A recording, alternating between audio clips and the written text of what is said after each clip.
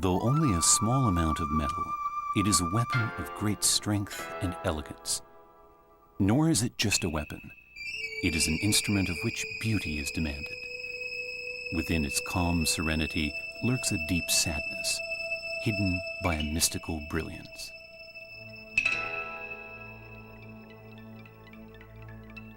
Once born, each Japanese sword possesses a destiny. It must not break or bend. It must cut like a knife through butter. When samurai warriors donned their swords, they required them to look exquisite. A sword not only had the utility of a weapon, but also made a fine possession. The pursuit of these twin virtues gives the Japanese sword a unique and illustrious history.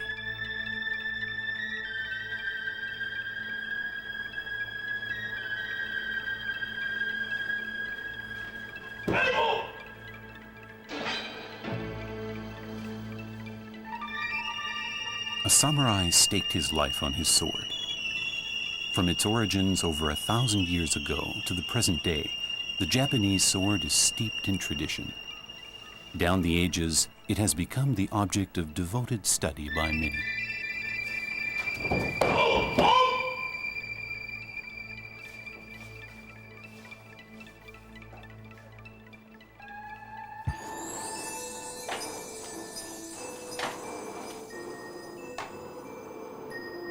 Yoshindo Yoshihara, swordsmith, 54. Although there are many swordsmiths in Japan, Yoshindo is one of the few whose unique skills have gained him a following even overseas. He devotes himself to creating only the most beautiful swords. We will be seeing just how he goes about making a single sword. We will also learn just what the secrets are behind a sword that is strong and yet so pleasing to the eye. Yoshindo has never before revealed the secrets of his craft to the layman. Today, we will be allowed a glimpse into this mysterious art.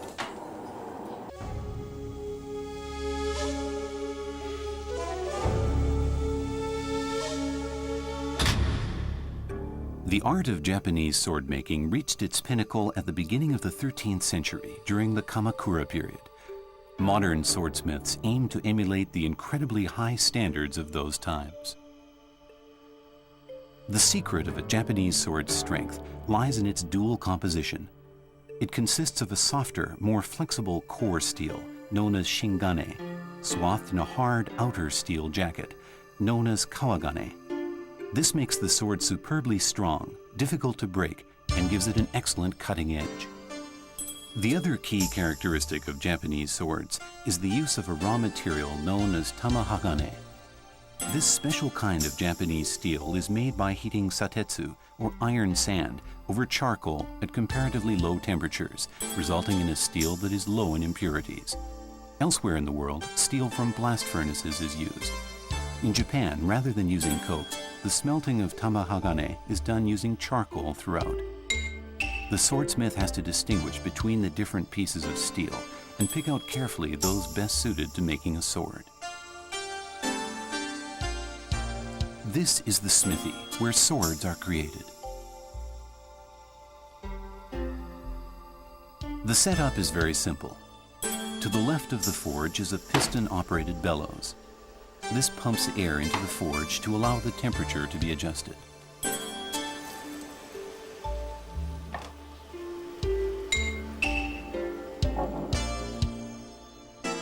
These are the tools needed in making a sword.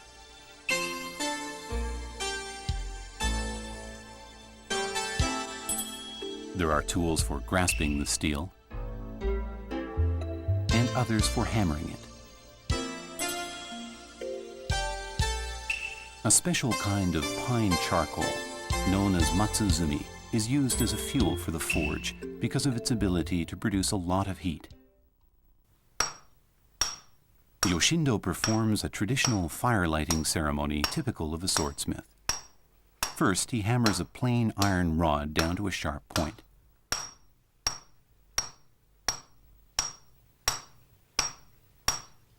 When the tip of the rod is struck hard and fast, the the point absorbs enough heat to be able to light a piece of paper. This kind of hammering technique is the starting point for Japanese sword making.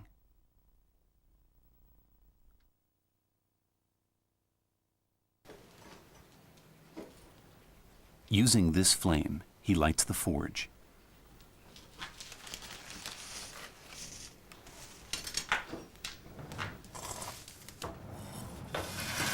Charcoal is added, and the forge soon begins to produce heat.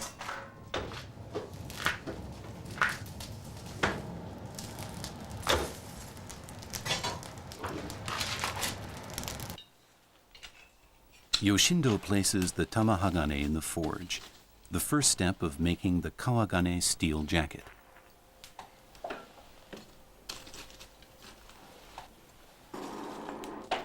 Working the bellows, the smith pumps blasts of air into the forge.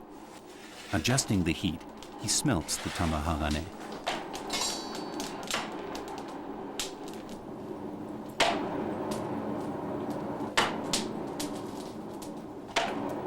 A single Japanese sword typically weighs between 750 and 950 grams.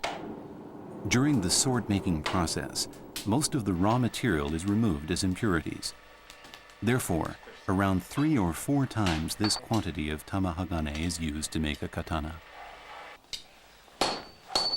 When the piece of tamahagane has become red hot, Yoshindo pulls it out of the forge and holds it on the anvil while his disciples hammer it flat using 10-kilo hammers.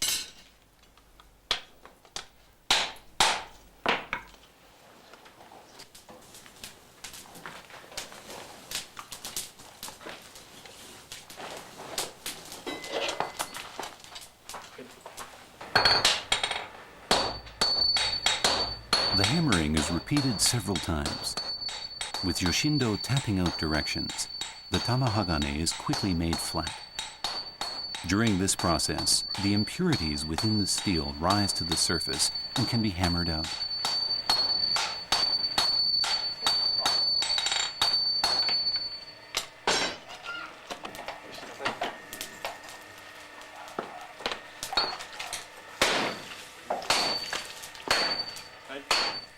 Once the steel is about the same thickness as a cracker, the process known as mizuuchi is performed. Water is sprinkled underneath the steel wafer, and it is hammered once more. The combined effect of the steam and the shock induced by hammering causes the surface to peel off. Impurities disappear. This part of the operation, known as shitagoshirai, or foundation forging in Japanese, is critical for removing as many of the impurities as possible before proceeding to the next stage.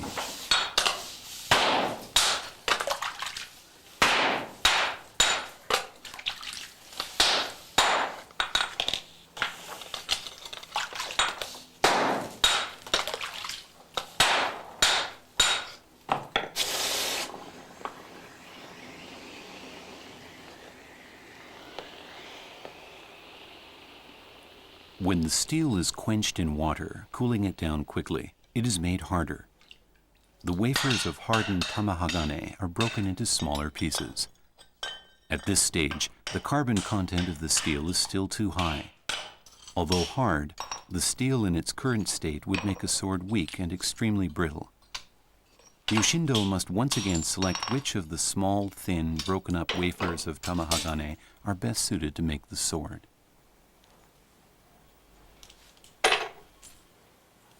断面がきれいに割れてますね。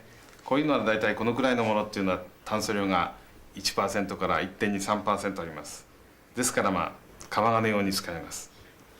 こっちの方はですね、炭素量が低くて柔らかい鋼なのでなかなか割れません。ですからこういうふうに断面が、ちょっと黒ずんだりこう折れ曲がったりきれいに割れてないんですね。こういうものは新金用として使うんです。これだけ違いますからね。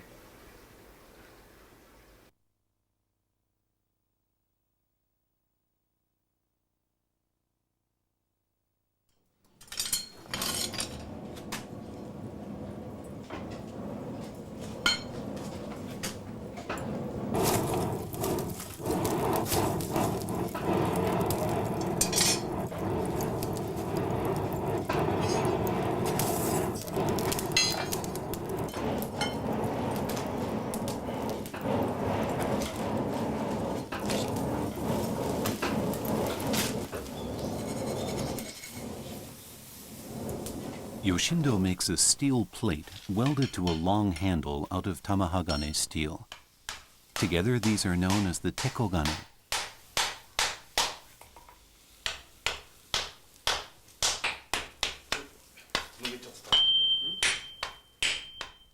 All the operations are performed with barely a word spoken. The commands of the swordsmith's hammer is all that is required.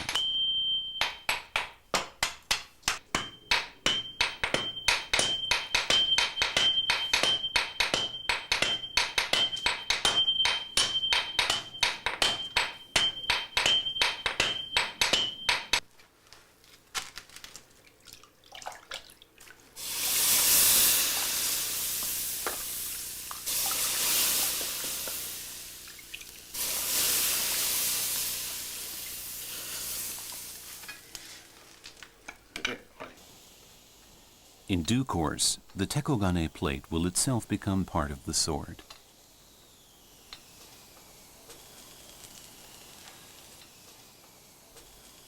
On top of it, Yoshindo stacks a pile of the selected tamahagane wafers, leaving no gaps in between the separate pieces.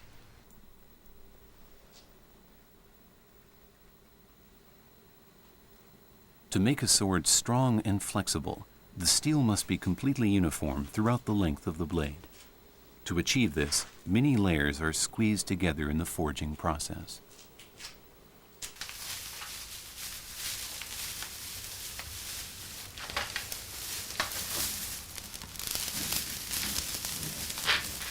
Burning rice straw is another vital part of the whole operation. The black rice straw ashes, known as warabai, are wrapped around the steel during forging to prevent overheating, which would result in too great a loss of carbon. This makes them one of the secrets of sword creation.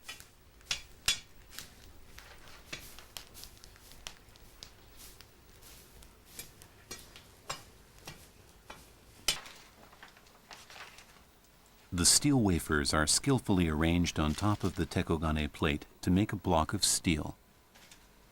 To prevent the wafers from spilling over, collapsing, or falling off, the smith carefully wraps the block with wetted Japanese paper.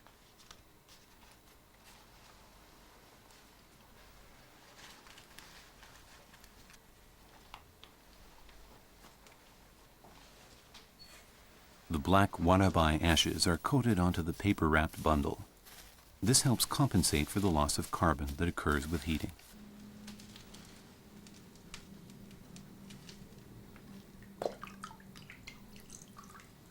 Yoshindo now pours a clay and water mixture over the block. The clay and ash wrapping ensures that heat passes evenly through the block to its core. As the temperature of the block mostly rises from the inside out, this prevents carbon loss happening on the surface only. The result is a steel block which is uniform. The use of straw and the clay slurry is typically Japanese.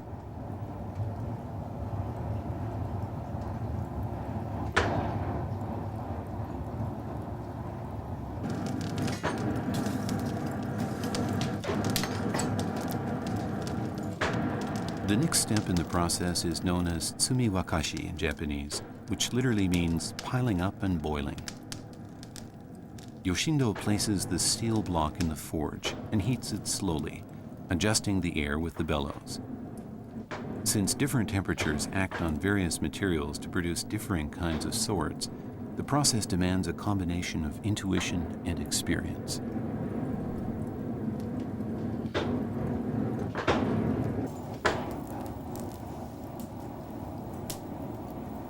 Peeping into the forge, he can see that the surface paper and ash wrappings have already melted.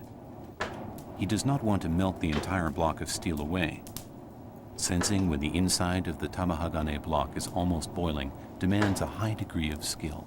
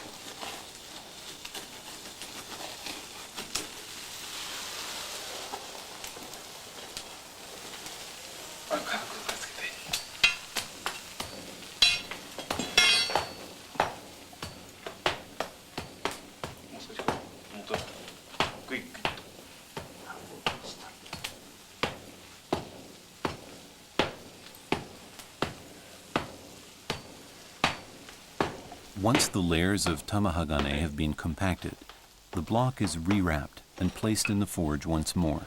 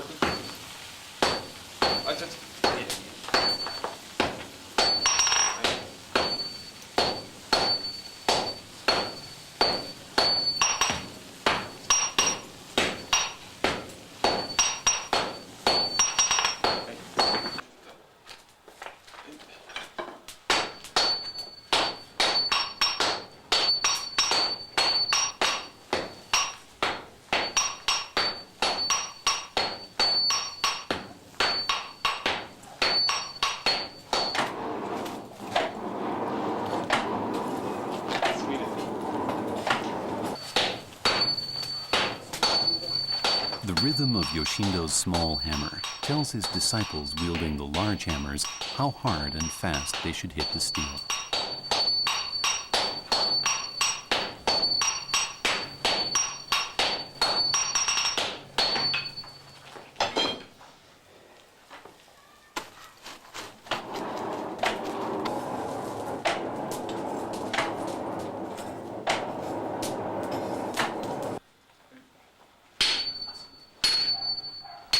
In the next stage, a cut is chiseled into the block and the steel is folded back over itself, resulting in a new piece double the original thickness.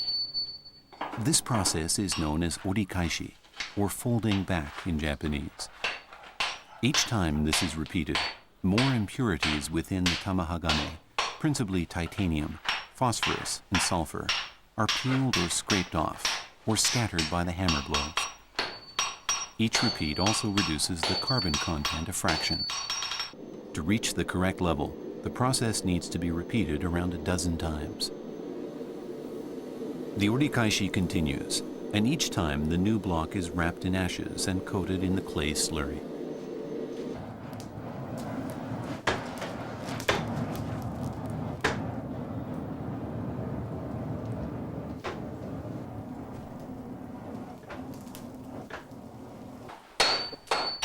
The block is stretched by hammering it to double its original length before folding.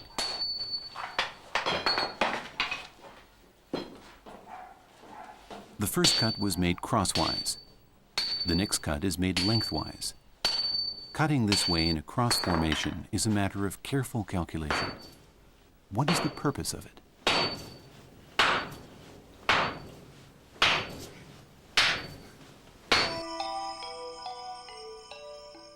Experimenting with this clay model illustrates the principles involved here.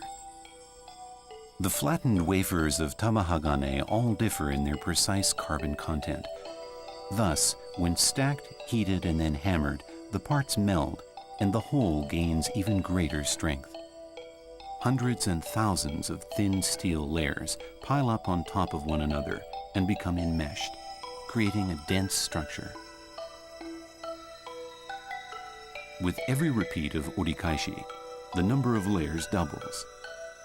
After the 10th time, the steel consists of 1,024 layers or more. After polishing of the final blade, these different layers show up in an exquisite surface pattern known as the sword's jihada. In the folding lies the secret to the sword's combination of strength and beauty. The swordsmith's individuality is strongly reflected in the interplay of colors and textures in the final sword. The jihada, in particular, is an important way of differentiating between the work of different craftsmen.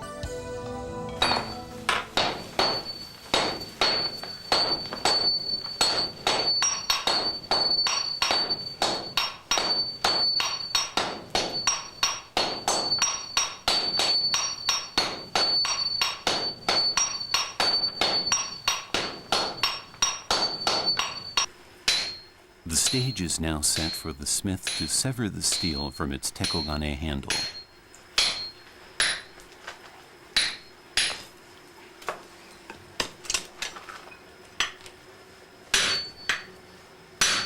The hard, toughened steel is bent into a U shape, which becomes the sword's outer casing, or jacket, the kawagane.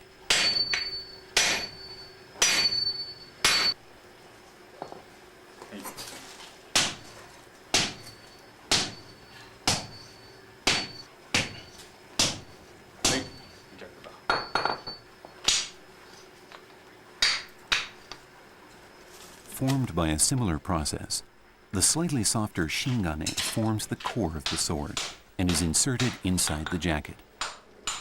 Hardened steel is used for the cutting edge. The more flexible inside of the sword absorbs the shock of an attacking stroke. This use of harder and softer steels in Japanese swords distinguishes them from swords made elsewhere, which are made of a uniform steel throughout.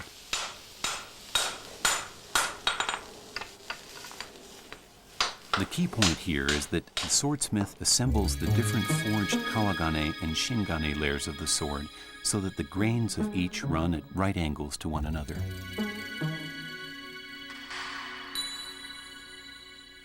The precise way the kawagane and shingane combine leads to a myriad of different possibilities, producing swords of varying strength and movement.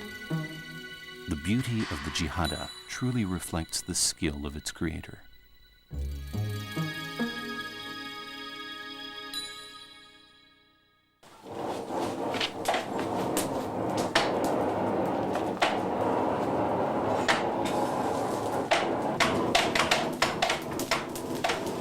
The initial forging is now complete. Yoshindo now moves on to shape the sword to his liking.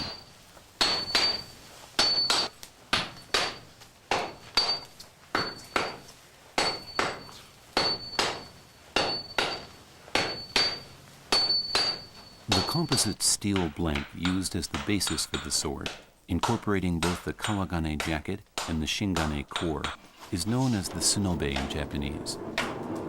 Yoshindo puts the combined bar into the forge, taking care not to heat it too much. He then hammers it into the rough shape of a sword, lengthening it as he goes. He has to be careful not to destroy the balance between the jacket and the core steels.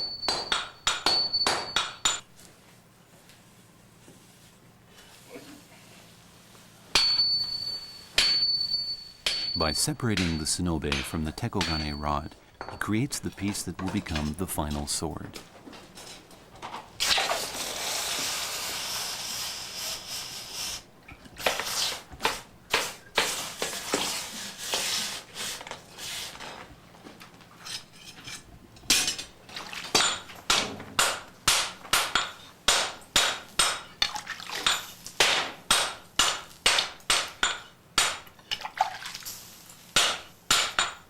By this stage, practically all of the impurities have been beaten out of the tamahagane, leaving only about a third of the weight of the original material.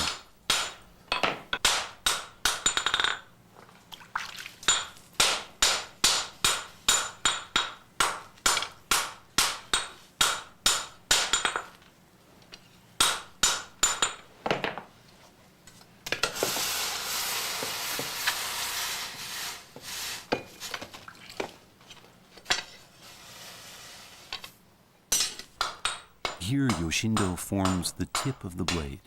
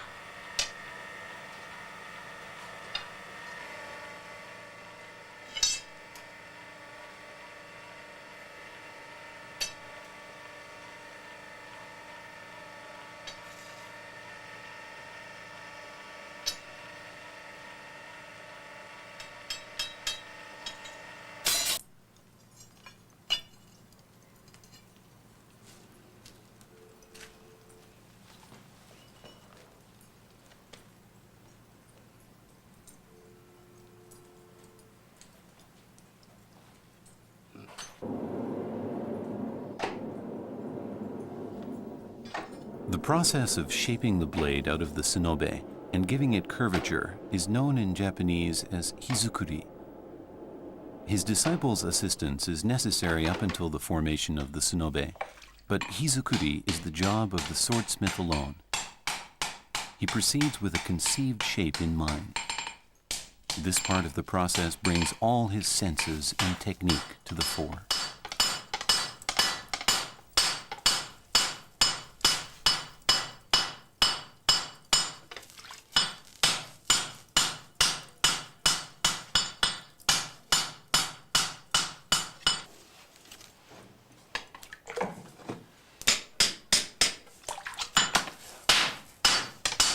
It is crucial at this stage to minimize the number of times the blade is heated up. Yoshindo must move with lightning speed to prevent any more carbon leaching out of the blade. Conserving the steel is a vital skill. The smith must prevent the sword from cooling or impurities from adulterating the sword. Producing an attractive jihada on a blade surface is a sign of fine craftsmanship.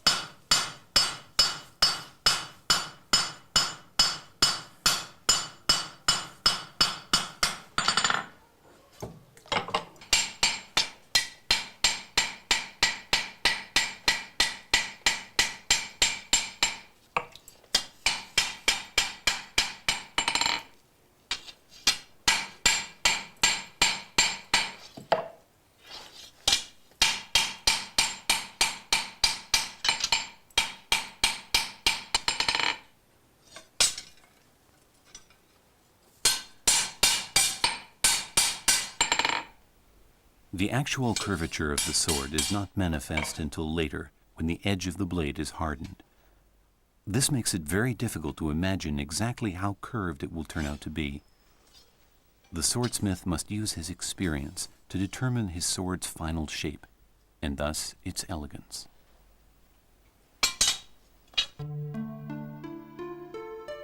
Once hizukuri is complete, you can begin to imagine the blade in all its final splendor.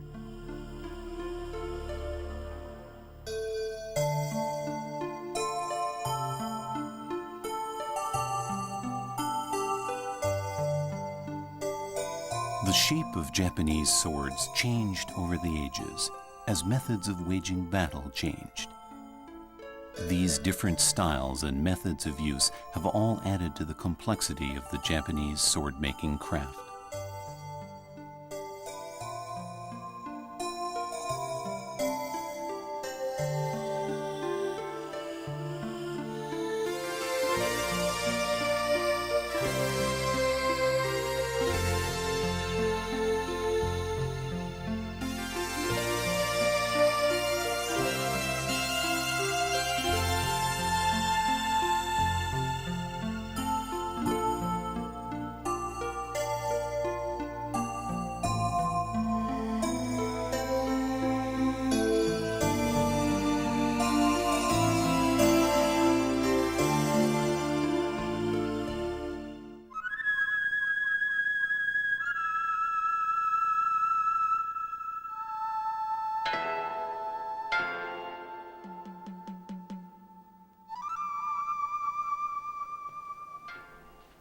Having used his hammer to shape the blade, Yoshindo now begins the finishing process.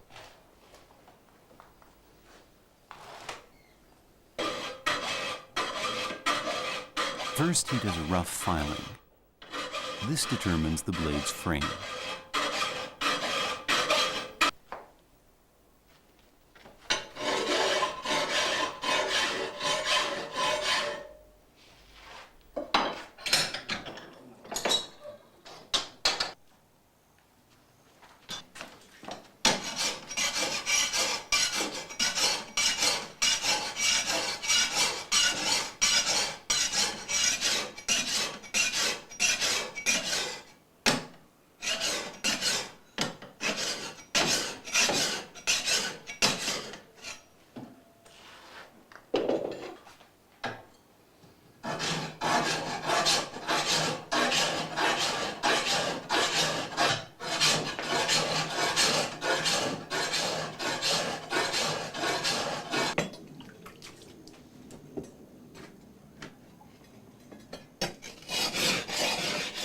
This part of the process is finished with a whetstone.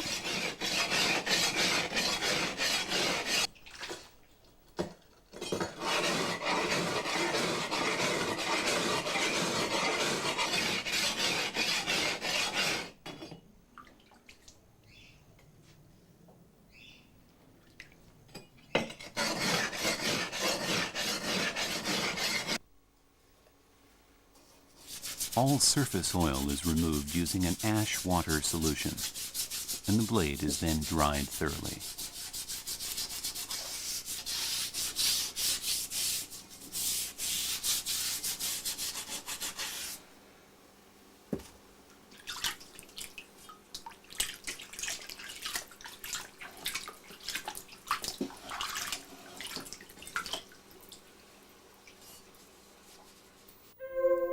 The smith now turns his attention to the single most important part of the blade, the hamon.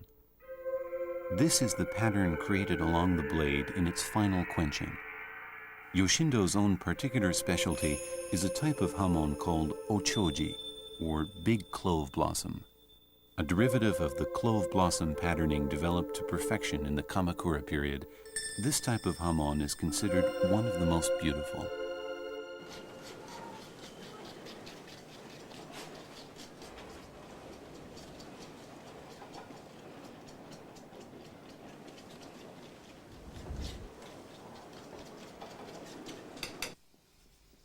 To make a hamon with this wonderfully variable pattern, a special clay is used. The adhesive clay is made out of a mixture of charcoal, pulverized whetstone, and other ingredients. The exact proportions are the smith's own personal secret.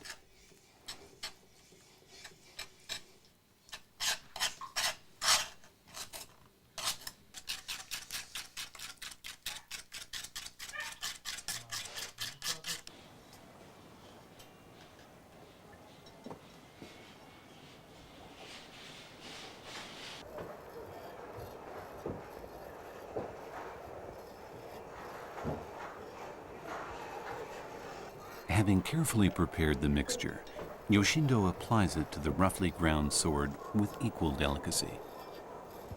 The clay is painted onto the blade in a thin layer. Once it is dry, it will be fired.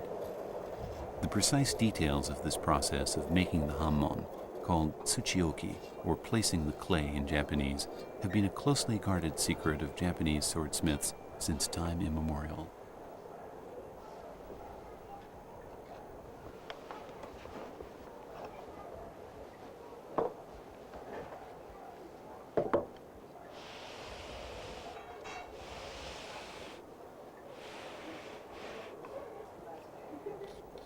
Yoshindo now uses a thicker clay mixture to coat the remainder of the sword. This coating is to ensure that the blade does not heat up too much and overharden.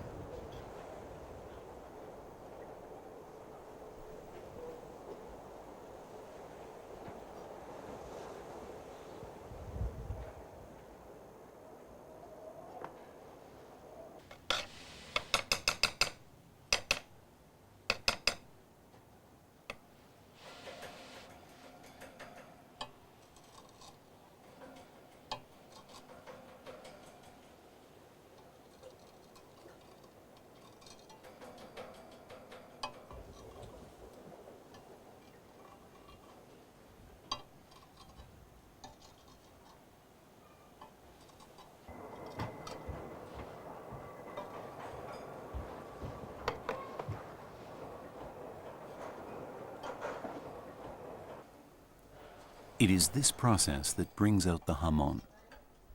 Yoshindo makes his signature clove blossom pattern using a fine spatula to place the clay on the blade. A complex pattern of straight lines, crosses, and points will result in the wondrous clove blossom, or choji hamon.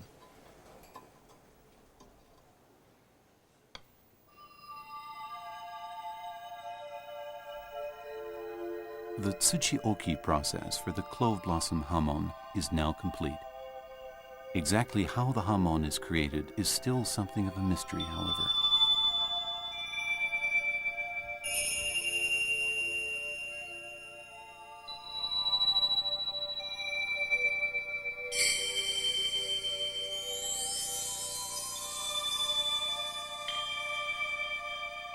This is a pattern for a relatively straight hamon, called tsuguha in Japanese.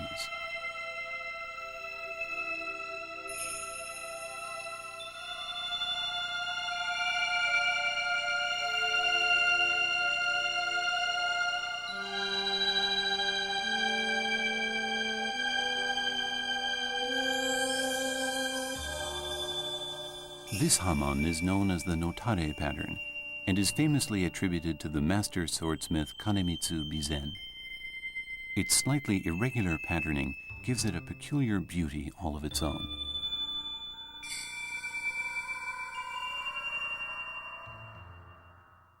機能を追求するだけで切れ味だけでいいっていうのならね、本当に簡単なすぐ刃でいいし、それで十分に満足できるんですけども、やっぱり美しさ、その機能の中から出た美しさを追求していくんですからね、どうしてもその丁子乱れであるとか波中の素晴らしい働きを出したいと思って、うちは丁子乱れを主にやっていますよ。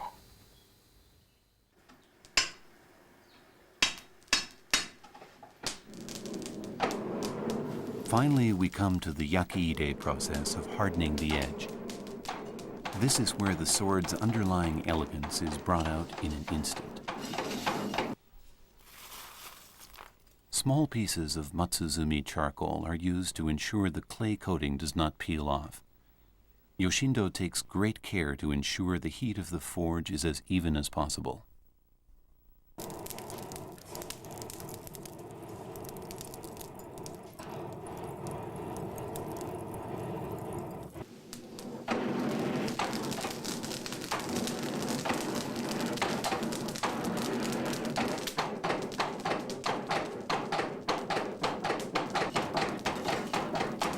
Because he must be able to distinguish very subtle changes in the color of the hot sword, Yoshindo performs yakiide in pitch blackness.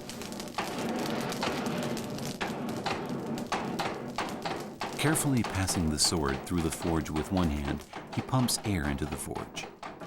Each push of the piston changes the forge temperature, and this has to be judged by the color of the sword. Maintaining the temperature between 725 and 780 degrees Celsius, Yoshindo ensures that the sword is heated evenly all round.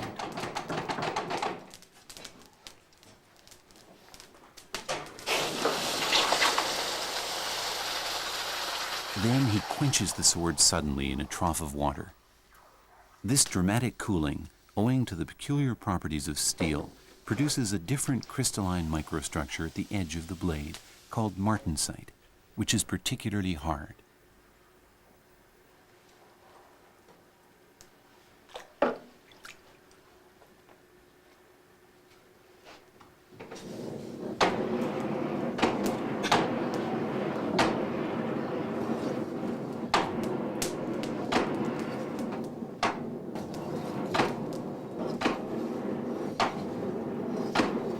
Yoshindo lightly passes the blade through the forge a second time.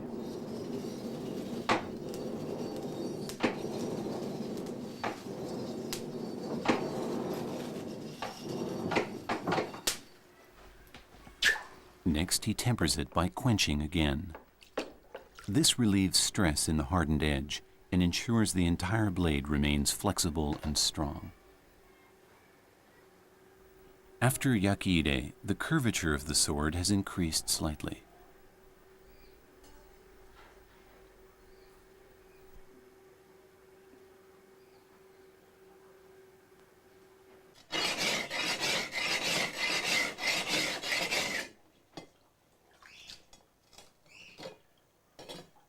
After further treatment to clean off the clay, we reach the crucial moment when the hamon is revealed. The clove blossom line should be very clearly visible on the blade. At this point, Yoshindo can tell whether yakiide has been a success or not.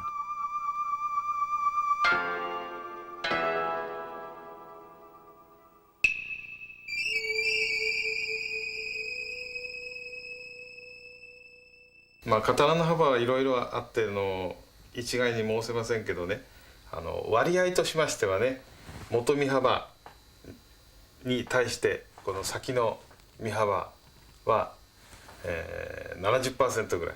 厚さの方も元の厚さに対してこの先の厚さがやっぱり 70% ぐらいっていうのが誰が見ても一番いい形に見える、まあ標準的な形ですね。寸法の割合ですね。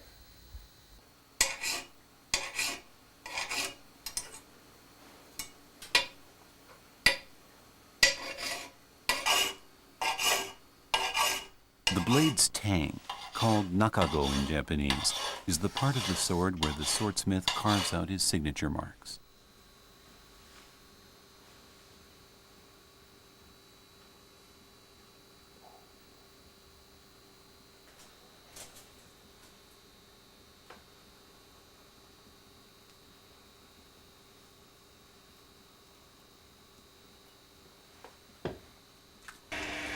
The mekugiana, or rivet hole, is drilled into the tang for the rivet that will secure the blade to the hilt of the scabbard. This helps improve the sword's balance.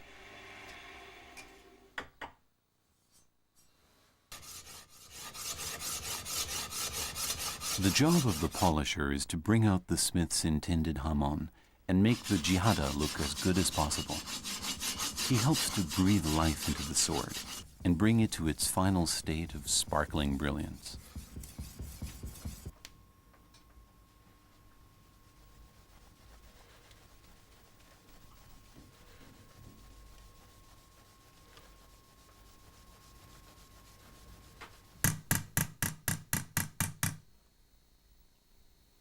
Inscription marks often include the swordsmith's name, the date of creation, and the name of the person who ordered the sword.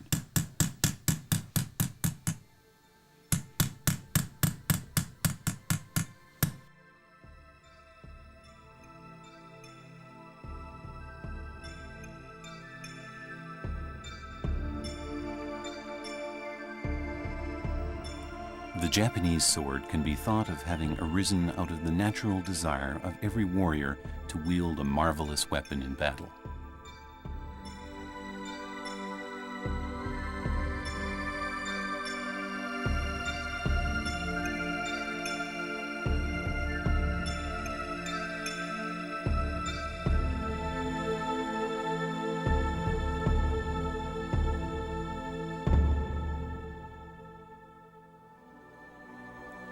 The cherry blossoms enshroud the seated samurai. The grace with which they fall mirrors the warrior spirit.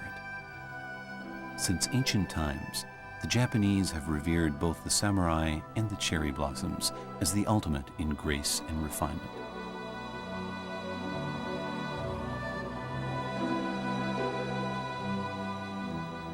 Today, the Japanese sword is also held up as an example of exquisite artistry and craftsmanship.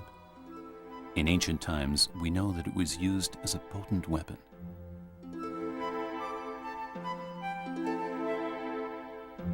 Here, mimicking the samurai of old preparing themselves for a battle, the warrior roughens the edge of the blade slightly on a whetstone. This gives the sword an added sharpness. Sword making requires daring and delicacy.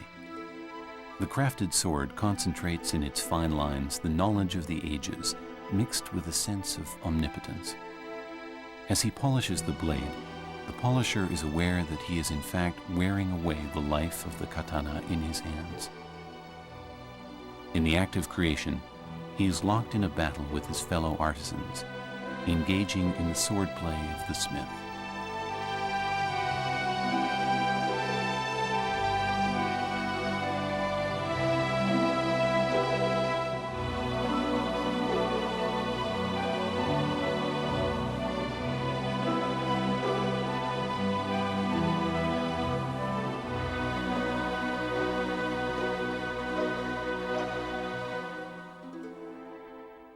It is not enough merely to cherish the beauty of a Japanese sword.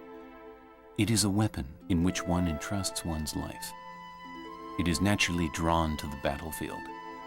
Once there, the warrior must wield it resolutely, to kill if necessary. If he falls gracefully.